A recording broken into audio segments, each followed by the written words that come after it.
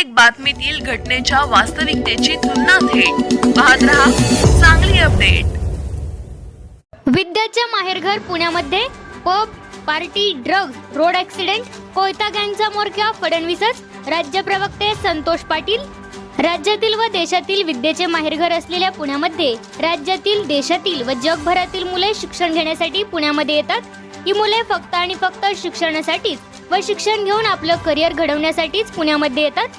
या अशा शांतमय असणाऱ्या पुण्यामध्ये गेल्या काही वर्षापासून राज्याचे गृहमंत्री देवेंद्र फडणवीस काही चुकीच्या घटना घडवण्यासाठी तरबेज झालेले दिसतात। मी नाही त्यातली कडी लाव आतली या म्हणीप्रमाणे साजूकपणाचे आव आणणारे व अगदी कोणाचा कोणाला पत्ता लागू न देता शांत डोक्याने सायलेंट किलर पद्धतीने राज्याचे गृहमंत्री देवेंद्र फडणवीस पुण्यामध्ये हिंसक घटना घडवण्यामध्ये तरबेज झालेले दिसून येत आहे।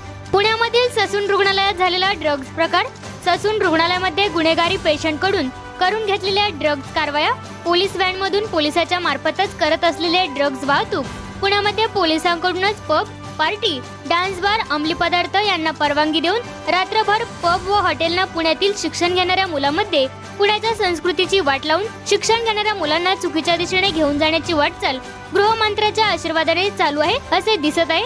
यावरून गृहमंत्री देवेंद्र फडणवीस यांनी पुण्याची ओळख ड्रग तस्करी व कोयता गँगची करण्याची सुपारी गृहमंत्री देवेंद्र फडणवीस यांनी घेतली आहे असे एकंदरीत दिसत आहे। त्यामुळे सामान्य नागरिकांना शांत वाटणारे पुणे भयभीत वाटत आहे। हे केवळ आणि केवळ पोलिसांचा वचक नसल्यामुळे हे सगळे प्रकार गृहमंत्र्याच्या आदेशावरूनच स्थानिक पोलीस करत आहे अशी एकंदरीत दिसत आहे। अशी माहिती मराठा स्वराज्य संघाचे राज्य प्रवक्ते माननीय संतोष पाटील यांनी घेतलेल्या पत्रकार बैठकीमध्ये दिली।